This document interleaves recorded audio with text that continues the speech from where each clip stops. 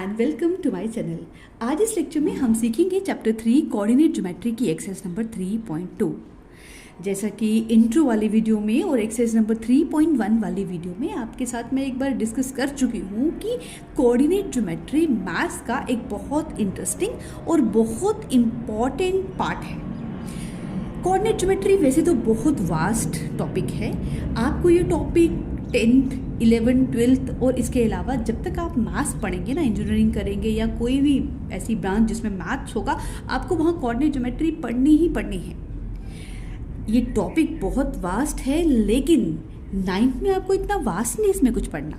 9th में कुछ छोटे छोटे से बेसिक से कॉन्सेप्ट्स हैं जो आपको सीखने हैं। और हाँ, 9th में जितनी आपने कोऑर्डिनेट ज्योमेट्री समझनी है, जो मेन कॉन्सेप्ट 9th में आपको कोऑर्डिनेट ज्योमेट्री के आने चाहिए, उनका जो क्रक्स है ना, वो सारा का सारा इस एक्सरसाइज में ही दे दिया है।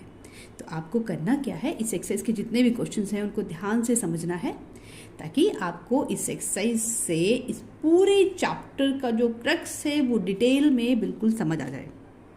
तो चलो स्टार्ट कर देते हैं इस एक्सरसाइज को। इस एक्सरसाइज का फर्स्ट क्वेश्चन क्या है, पहले ये समझते हैं। क्वेश्चन नंबर 1 कहता है write the answer of each of the following questions. यहाँ पे कुछ क्वेश्चन दिए हैं, हमें इनके आंसर्स लिखने हैं। पहला क्वेश्चन क्या है, first part is what is the name of the horizontal and vertical lines drawn to determine the position of any point in the Cartesian plane. ठीक है, इस क्वेश्चन को ना बिल्कुल सादा सा क्वेश्चन है, बिल्कुल सिंपल सा, लेकिन बस ध्यान से सुनो मेरी बात। यहाँ कहा गया है कि अगर आपको किसी पॉइंट की पोजीशन बतानी है कार्टेशियन प्लेन में, तो मैंने इंट्रो वाले पार्ट में आपको बताया था कि कार्टेशियन प्लेन क्या है, लेकिन चलो एक बार फिर से आपको समझा देती हूँ। यहाँ देखिए, हमने सीखा था कि अगर हमें किसी भी पॉइंट की पोजीशन को लोकेट करना हो तो कोऑर्डिनेट ज्योमेट्री में हम क्या करते हैं, दो नंबर लाइंस ड्रॉ करते हैं, एक हॉरिजॉन्टल एक वर्टिकल, इस तरह से। ठीक है, और ये जो दो लाइंस जहां हम ड्रॉ करते हैं, जिस प्लेन में ड्रॉ करते हैं, इस प्लेन को क्या कहते हैं, कार्टेशियन प्लेन। ठीक है, ये जो छोटे छोटे कॉन्सेप्ट है ना, ये सुनते जाओ ध्यान से।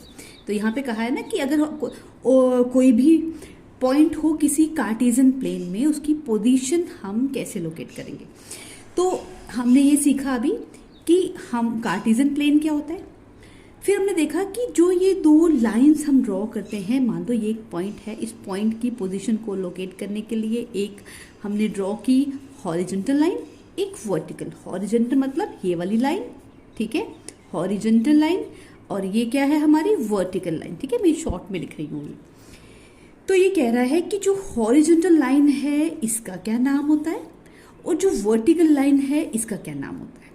ठीक है, तो इसका क्या नाम होता है, मैंने आपको सिखाया था इंट्रो वाले में कि जो हॉरिजॉन्टल लाइन है इसको हम कहते हैं एक्स एक्सिस, और जो वर्टिकल लाइन है इसे क्या कहते हैं, इसे कहते हैं वाई एक्सिस। ठीक है, तो यही बात यहाँ पे पूछी गई है, हम इसका जवाब इसी तरह से देंगे। हम लिखेंगे इस तरह से, हॉरिजॉन्टल, देखो हॉरिजॉन्टल लाइन को क्या कहते हैं हम, x axis, and vertical line को क्या कहते हैं, वर्टिकल लाइन वाई एक्सिस। सिर्फ हमें इनके नाम बता रहे और कुछ भी नहीं करना है। ठीक है ना, कितना सादा सा, बिल्कुल सिंपल। अब है सेकंड वाला। सेकेंड क्वेश्चन कहता है what is the name of each part of the plane form by these two lines. अब इसको फिर से डायग्राम में देखते हैं। ये कह रहा है कि जब हम कार्टेशियन प्लेन में दो लाइंस बनाते हैं ना, इस तरह से, एक लाइन ऐसे बनाई एक लाइन ऐसे बनाई, तो इन दो लाइंस ने पूरे प्लेन को 4 पार्ट्स में डिवाइड किया। कौन कौन सा पार्ट, एक ये एक ये एक ये एक ये। तो what is the name of each part. अब ये जो हर पार्ट है इसका क्या नाम है, हमने इंट्रो में पढ़ा था कि हर पार्ट को हम कहते हैं क्वाड्रेंट। क्या कहते हैं, क्वाड्रेंट। क्वाड का मतलब होता है 4। ठीक है, तो ये क्वाड्रेंट 1 होता है, ये क्वाड्रेंट 2, ये क्वाड्रेंट 3, और दिस इज क्वाड्रेंट 4। तो हर पार्ट को क्या कहते हैं हम, क्वाड्रेंट। ठीक है, यही चीज हमें यहाँ पे लिख देनी है कि it is called quadrant, quadrant. बस आप इतना सा लिख देना, इतना ही काफी है। ठीक है, अब इसके बाद है नेक्स्ट पार्ट। देखिए नेक्स्ट पार्ट में, थर्ड पार्ट में कहा है write the name of the point where these two lines intersect. उस पॉइंट का नाम लिखिए जहां पे ये दोनों लाइनें इंटरसेक्ट करती हैं। ठीक है, तो अब वापस देखो, हमने इंट्रो में भी सीखा था कि ये जो दो लाइंस हैं एक पॉइंट पे मीट करती हैं, इंटरसेक्ट करती हैं, एक दूसरे को काटती हैं, और इस पॉइंट को हम क्या कहते हैं? ओरिजिन। ठीक है, क्या कहते हैं? कोऑर्डिनेट ज्योमेट्रिकल लैंग्वेज में इसे कहते हैं ओरिजिन। तो हमें यहाँ पे यही लिखना है कि इसका नाम क्या है? ओरिजिन। ठीक है, the name of the point where these two line intersect is called origin. मैंने सिर्फ इतना ही लिखा है, आप चाहे तो पूरा सेंटेंस भी लिख सकते हैं। ठीक है, अब हम सॉल्व करते हैं इस एक्सरसाइज का क्वेश्चन नंबर 2। तो क्वेश्चन नंबर 2 जो है ये है see the figure 4.14 and right the following. यहाँ पे आपको एक फिगर दी गई है, फिगर है 4.14, आपकी बुक में भी बनी हुई है ये फिगर, ये देखिए ये वाली। ये कहा गया है कि इस फिगर को देखिए और इनके आंसर्स लिखिए। पहला पार्ट अगर हम लें, पहला पार्ट क्या है? The coordinates of B. आपको बताना है बी के कोऑर्डिनेट्स क्या है। ठीक है, तो हम कैसे बताते हैं कोऑर्डिनेट किसी पॉइंट के? सबसे पहले तो हम इस फिगर में देखेंगे बी पॉइंट है कहाँ। बी पॉइंट तो ये है। ठीक है, अब इसके कोऑर्डिनेट का मतलब है कि मुझे बताना है कि x की वैल्यू क्या होगी यहाँ पे और y की क्या होगी। ठीक है, पहले हम देखते हैं, ये ओरिजिन है ना, ओरिजिन से b तक जाने के लिए मुझे कितना डिस्टेंस कवर करना पड़ा, कहाँ तक आना पड़ा। देखो ये ओरिजिन है तो यहाँ से यहाँ, ठीक है, यानी कि यहाँ से यहाँ, ये कितना है? x कितना है यहाँ पे? x की वैल्यू है -5, तो हम यहाँ लिख देंगे ब्रैकेट में -5, और यहाँ से यहाँ तक कितना डिस्टेंस है? वापस देखो ये कि जो y एक्सिस है, मुझे b पॉइंट पे जाने के लिए y एक्सिस पे कितना मूव करना पड़ा, यानी कि यहाँ से यहाँ कितना जाना पड़ा, तो ये कितना जाना पड़ा? -2। ठीक है, b पे x है -5 और y है -2। तो हम जब कोऑर्डिनेट लिखेंगे तो ब्रैकेट डालेंगे, पहले लिखेंगे x की वैल्यू, फिर एक कॉमा, फिर y कोऑर्डिनेट की क्या वैल्यू है? This is 2। ठीक है, तो इस तरह से हमने इसके कोऑर्डिनेट बता दिए।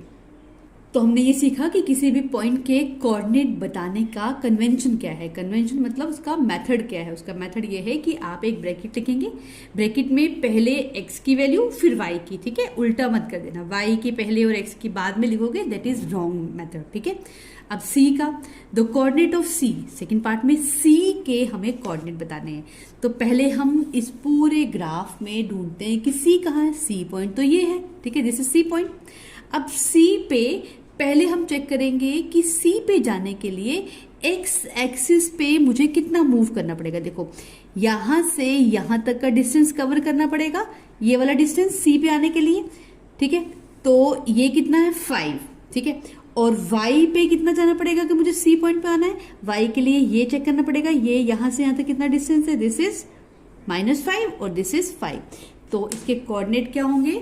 इसके कोऑर्डिनेट हैं, पहले x कोऑर्डिनेट लिखा, x कोऑर्डिनेट कितना है? 5, और y का कोऑर्डिनेट कितना है? -5, तो 5 -5 बन गए कोऑर्डिनेट ऑफ C। ठीक है, बात समझ आ रही है ना? अब हम आते हैं थर्ड पार्ट पे, the point identified by coordinate -3 -5।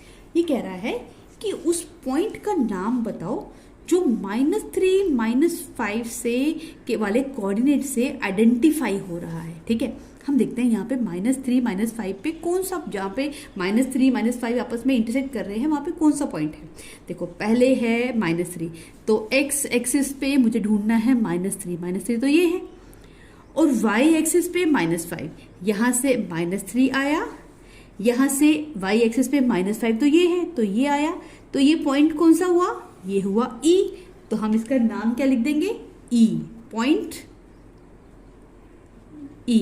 ठीक है, next part fourth, the point identified by the coordinate 2 -4। ये भी पार्ट नंबर 3 की तरह है।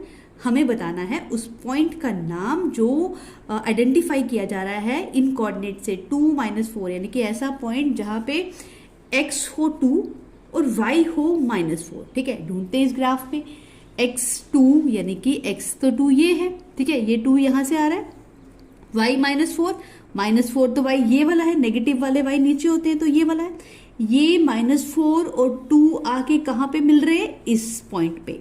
तो इस पॉइंट का नाम क्या है? पॉइंट जी। आप सीधा जी भी लिख सकते हो, ठीक है, कैपिटल जी। उसके बाद फिफ्थ पार्ट है। फिफ्थ पार्ट ध्यान से देखो। The abscissa of point D. D point का आपको सिर्फ एब्सिसा बताना है। हमने इंटू वाली पार्ट में पढ़ा था ना, एब्सिसा कैसे कहते हैं? एब्सिसा हम एक्स कोऑर्डिनेट को भी कहते हैं, ठीक है। किसी पॉइंट में एक्स की जो वैल्यू होगी उसे हम एब्सिसा भी कहते हैं।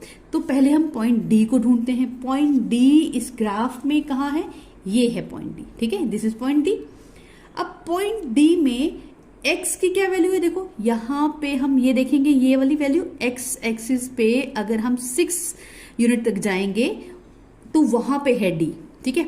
तो इसकी अगर हम दोनों कोऑर्डिनेट देखेंगे, दोनों कोऑर्डिनेट क्या है? 6 और 2, 6 और 2। डी पॉइंट के ये कोऑर्डिनेट है ना। लेकिन आपको क्वेश्चन में ना ये दोनों के दोनों कोऑर्डिनेट नहीं पूछे, आपको सिर्फ कहा है कि डी का एब्सिसा बताओ। तो इनमें से एब्सिसा किसे कहते हैं? एक्स वाली की क्या वैल्यू है, ठीक है। तो एब्सिसा क्या हुआ? 6। यहां पे बात समझ आ रही है ना। वाई को कहते हैं ऑर्डिनेट, ठीक है, ये इनके ऑल्टरनेट नेम है। अब उसके बाद नेक्स्ट है part number 6, the ordinate of the point H. देखो अब यहाँ पे ऑर्डिनेट पूछा है। ऑर्डिनेट मतलब हो गया कि y की क्या वैल्यू है, एब्सिसा मतलब x की क्या वैल्यू है, ठीक है। तो अब हम सबसे पहले ढूंढते हैं कि हमारे ग्राफ में पॉइंट h कहाँ है, ठीक है।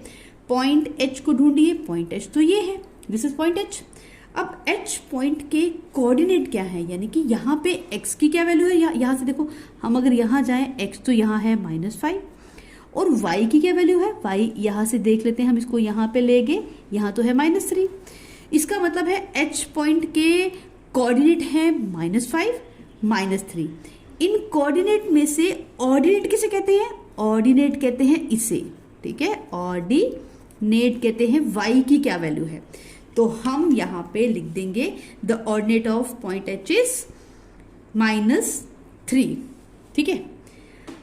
नेक्स्ट पार्ट है, इसके बाद है part number 7, the coordinates of point l। आपको L पॉइंट के कोऑर्डिनेट्स बताने हैं। जब भी शब्द आए ना कोऑर्डिनेट्स, इसका मतलब है आपने बताना है कि इस L पॉइंट पे x और y की क्या वैल्यू है। तो चलो हम ग्राफ से देखते हैं। पहले तो हमें ढूंढना पड़ेगा कि इस पूरे ग्राफ में L पॉइंट कहाँ है। L पॉइंट तो ये है हमारा L पॉइंट, ठीक है। L पे पहले हम देखेंगे कि x की क्या वैल्यू है। देखो ये है x एक्सिस। x एक्सिस से मुझे L पे जाना हो तो कौन से पॉइंट पे जाना पड़ेगा? 0, ठीक है। ये देखो, ये ओरिजिन से हम यहां जाएंगे तभी L आएगा ना। तो इसका मतलब है कि L पे x की क्या वैल्यू है? 0। और y एक्सिस पे कितना ऊपर जाना पड़ रहा है मुझे? 5 पॉइंट तक। तो y की वैल्यू होगी 5। तो L के कोऑर्डिनेट क्या हमने ढूंढे? 0 5, ठीक है, 0 5, ठीक है। नेक्स्ट है the coordinates of point M। M point के कोऑर्डिनेट पहले हम ग्राफ में ढूंढते हैं कि हमारा M पॉइंट कहाँ है। M है हमारा ये वाला पॉइंट, ठीक है। M ये पॉइंट है। तो M तक जाने के लिए हम देखते हैं कि मुझे x एक्सिस पे कितना मूव करना पड़ रहा है। ये 0 है, 0 के इस तरफ यानी कि LHS में मुझे -3 तक आना पड़ रहा है। तो x की वैल्यू क्या है यहाँ पे? -3। और M पे जाने के लिए मुझे y एक्सिस पे कितना मूव करना पड़ा है? यहाँ तो 0 ही होगी वैल्यू, क्योंकि ये तो ओरिजिन यहाँ पे ही है, इस एक्सिस के ऊपर ही है। तो x की वैल्यू तो होगी -3, y की हो जाएगी 0। तो ये बन गए कोऑर्डिनेट किसके? M के। इसके सॉल्यूशन में हम क्या लिखेंगे? हम लिखेंगे -3 0, ठीक है।